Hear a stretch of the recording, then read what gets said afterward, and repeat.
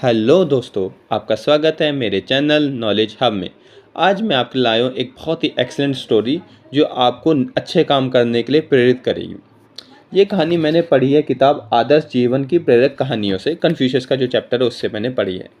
तो इसमें जो होता है, एक इंसान होता है जो अपने मालिक के लिए सौदा करने जाता है। उसे क्या होता है, जिनको उन्होंने गुड्स दे रखे थे, माल दे रखा हो, चीज़ें दे रखी है, तो उसका जो है उनको पैसा लेके आना होता है।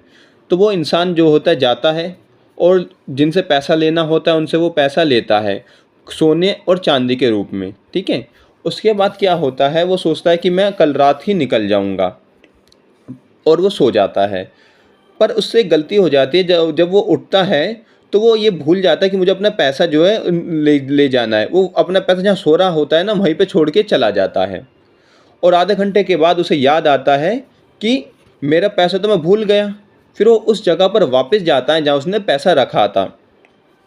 पर जब वो वापस जाता है तो वहाँ पर उसे कुछ भी नहीं मिलता है, यानी कि वहाँ से कोई पैसा गुम हो गया होता है। तो बहुत परेशान होता है। अब वो सोचता है कि मैं तो गरीब आदमी हूँ, मेरा मालिक मेरे को चिल्लाएगा, मेरे पे मुकदमा भी कर सकता है, तो मैं क्या करूँ। तो वह काफ़ी परेशान होता है।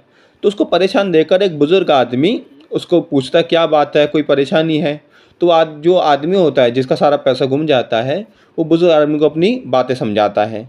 तो बुज़ुर्ग आदमी क्या कहता है कि आप मेरे घर पर चलो। तो उसके घर पर जाता है और बुज़ुर्ग आदमी कहता है कि मुझे सुबह एक थैला मिला था। अब मैं नहीं जानता कि तुम्हारा है या नहीं है। अगर तुम ये मुझे बता दो कि इस थैले के अंदर क्या है और वो सही निकलता तो मैं तुम्हें ये थैला दे दूँगा। तो फिर वो व्यापारी आदमी बता देता है कि 2 थैले थे मेरे पास। एक में बहुत सारा सोना चांदी है और एक में थोड़ा कम है। जो ज़्यादा वाला वो मेरे मालिक का है, जो कम वाला है वो मेरा है। तो बात सही निकलती है। तो वो बुज़ुर्ग जो है उसको वो दोनों थैले दे देता है। तो वो जो व्यापारी होता है वो काफ़ी खुश हो जाता है, उसकी जान बच जाती है। तो वो जो है बुज़ुर्ग को सोना चांदी कुछ ऑफ़र करता है अपनी तरफ से। तो बुज़ुर्ग बहुत अच्छे एक आंसर देता है कि अगर मुझे सोना चांदी से प्यार होता तो मैं तुम्हें वापस ही क्यों करता। मैंने तुम्हारी मदद इसलिए नहीं करी कि तुम मुझे पुरस्कार दो। मेरा अच्छा काम ही मेरा पुरस्कार है। यहाँ पे एक लाइन लिखी हुई है, सही काम करना जो अच्छा है वही करना अपने आप में एक पुरस्कार है। बहुत ही एक्सीलेंट लाइन है ये। इसका मतलब ये है कि जब हम कोई काम करते हैं वो इसलिए ना करें कि उससे हमें कोई रिवॉर्ड मिलेगा। अच्छा काम करना अपने आप में ही रिवॉर्ड है। तो चलिए आगे कहानी जारी रखते हैं। फिर उसके बाद जो व्यापारी होता है वो अगले दिन के लिए तैयार होता है कि मैं निकल जाऊंगा अपने वहाँ पर। तो वो बोट को बुक करता है, नाव को बुक करता है। तो क्या होता है, नाव में तूफान सा आ रखा होता है और आसपास के लोगों की जो ज़िंदगी होती है वो मुश्किल में पड़ जाती है। तो उसको देखकर उस व्यापारी को काफ़ी दुख होता है।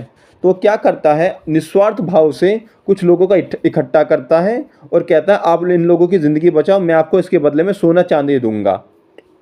तो उन लोगों की ज़िंदगी बच जाती है। और उसमें एक इंटरेस्टिंग बात क्या होती है, जिन लोगों की ज़िंदगी उसने बचाई थी उनमें से एक जो होता है उसी बुज़ुर्ग का बेटा भी होता है, जिसने उसको वो उसका खोया हुआ थैला वापस किया था। तो इससे क्या प्रूफ होता है, उससे ये प्रूफ होता है जब भी हम एक अच्छा काम करते हैं तो हमारा साथ भी हमेशा अच्छा होता है। यहाँ पर एक लाइन लिखी है, ये ईश्वरीय विधान है, यानी कि ईश्वर का लॉ है, अच्छाई का बदला अच्छाई से ही होता है। तो यहाँ पर अगर आप देखें तो यहाँ पर 2 बार अच्छाई हुई। पहला, उस व्यापारी आदमी के साथ अच्छाई हुई कि उस बुज़ुर्ग ने उसको उसके पैसे वापस कर दिए। फिर उस बुज़ुर्ग के साथ अच्छाई हुई, जिसने अच्छा किया था उसका बेटे की जान इस व्यापारी आदमी ने बचा ली है।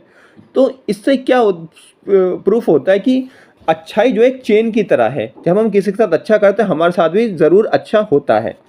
यहाँ पर एक चीनी कहावत भी है, वो मैं आपको सुनाना चाहूँगा कि बदले में किसी परिणाम की इच्छा किए बिना अच्छे कार्य करना दूसरों को संवेदन युक्त बनाएगा और तुम्हारी अपनी परेशानी हल करेगा।